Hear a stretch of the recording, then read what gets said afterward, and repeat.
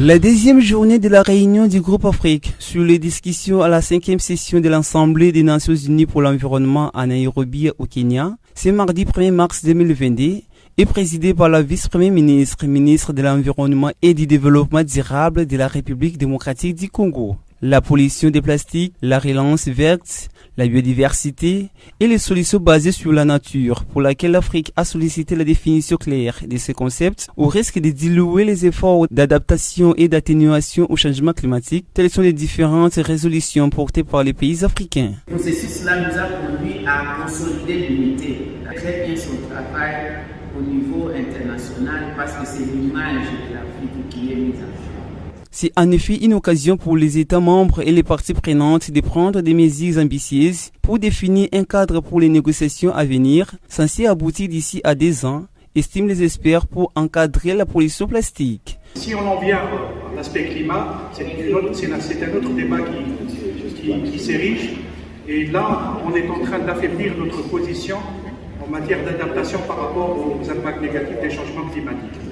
Certains partenaires, notamment développés, veulent nous pousser à agréer ce concept pour justement réduire le concept adaptation aux impacts négatifs des changements climatiques. Signalons que l'objectif de l'Assemblée des Nations Unies pour l'environnement est de mettre en place des mesures plus fortes pour protéger et restaurer la nature, proposer des solutions basées sur la nature pour atteindre les ODD dans ces 3 dimensions complémentaires, sociale, économique et environnementale, et de trouver un consensus sur le contour d'un futur traité international contre la pollution plastique qui atteint des records dans le monde. À Kinshasa, la population est confrontée à une exclusion urbaine aux multiples facettes, notamment les manques d'infrastructures et de caniveaux. L'urbanisation de la ville qui l'expose aux inondations et aux mauvaises conditions de gestion urbaine continue à causer des dégâts matériels, y compris en perte de vies humaines. Plusieurs quartiers et avenues de la ville font face aux problèmes d'inondation. À quelques mètres de la direction générale de l'Office des voiries et drainage, OVD, située sur l'avenue Saint-Christophe de la commune de Lumété. La pluie y laisse visiblement ses traces. Ici, on assiste à des engloutissements de rues entières causés par le manque de caniveaux suffisants ou la négligence d'entretien des caniveaux existants. Les habitants marchent dans l'eau et enregistrent des pertes de beaucoup de biens. Ici, nous sommes fatigués. À chaque pluie, il y a toujours des dégâts. L'avenue et les maisons sont inondées. Les gens déplacent leurs biens à chaque fois. Nous demandons aux autorités, au gouverneur Gentini Ngobila, de nous venir en aide. Parce que nous pouvons mourir comme ça.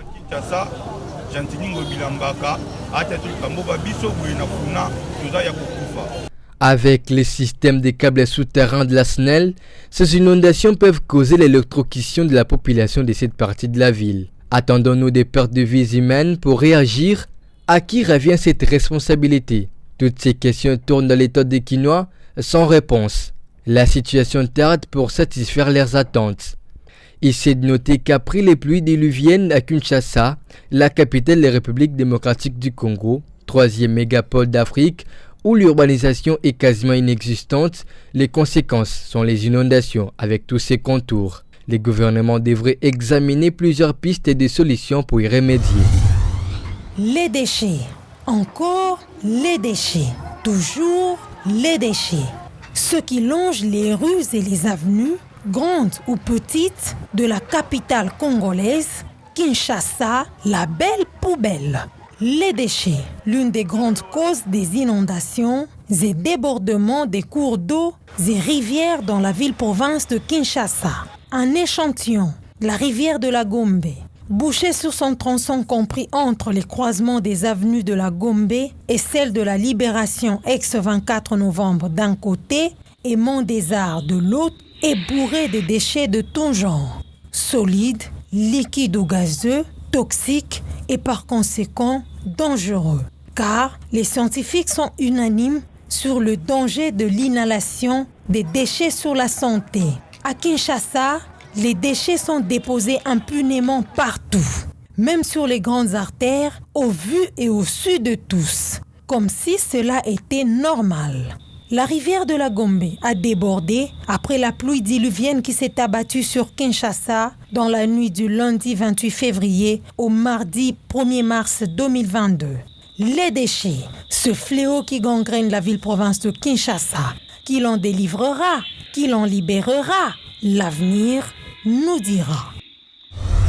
En vue de confronter les efforts engagés de faire de Kinshasa une mégalopole attractive, résiliente, rayonnante, où il fait beau vivre, l'hôtel de ville, après l'acquisition récemment de nouveaux engins d'assainissement, a initié les projets de rénovation des communes de Kinshasa. La phase pilote, comme annoncé, a jeté l'encre sur la commune de la Gombe. Ce projet sera également implémenté dans d'autres communes de la ville de Kinshasa. Jean-Denis Ngobila, gouverneur de la ville. Ainsi, dans le souci de pérenniser les actions de Kinshasa-Bopeto dans son volet assainissement et d'améliorer la gestion intégrée des déchets dans les opérations et services de leur collecte et d'évacuation afin de protéger l'environnement de la ville, le gouvernement provincial de Kinshasa, par le biais du commissariat général en charge de l'environnement et aménagement de la ville, a entre autres mis en œuvre le projet Gombe-Bopeto. En quoi les autorités de la ville, il est indispensable de mobiliser des ressources conséquentes par ces projets au niveau provincial, car la capitale congolaise est un mégalopole de plus ou moins 18 000 habitants. Cette direction provinciale de l'environnement compte sur la taxe d'assainissement en vue de donner à la ville les moyens de sa politique pour mieux faire face à la problématique de gestion des déchets. À l'occasion, le commissariat général en charge de l'environnement a reçu instruction de sensibiliser et conscientiser la population sur le civisme fiscal et les nouvelles mesures collectives d'assainissement et de protection de l'environnement. Sur ces registres, j'appelle les Kinoises et Kinois au civisme fiscal. Les quelques habitants présents ont interpellé l'unité spéciale pour la protection de l'environnement, les divisions urbaines de l'environnement et développement durable, les partenaires qui travaillent sur terrain, d'être des meilleurs agents de communication et de suivi dont la ville a besoin pour des résultats bien meilleurs de cette énième opération d'assainissement. Nous avons toujours dit et répété que Kinshasa-Bopeto est une affaire de tous.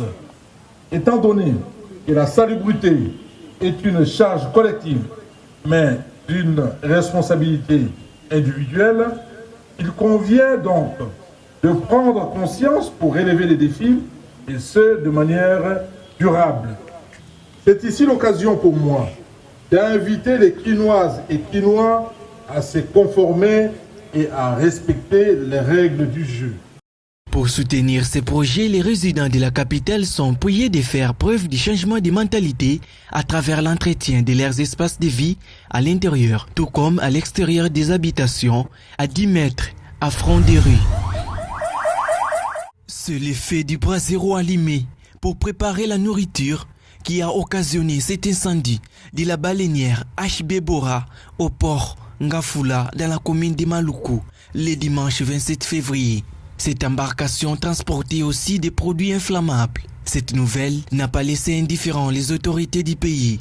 À en croire les porte-paroles du gouvernement, sur les 22 passagers, 4 sont disparus, 6 rescapés, 12 autres brûlés hospitalisés à l'hôpital du Cinquantenaire, dont un décès. Le gouvernement suit de près la situation et l'hôtel de ville promet la prise en charge médicale des victimes. Jean-Denis Ngobila, gouverneur de la ville. Nous avons rendu visite au brûlé.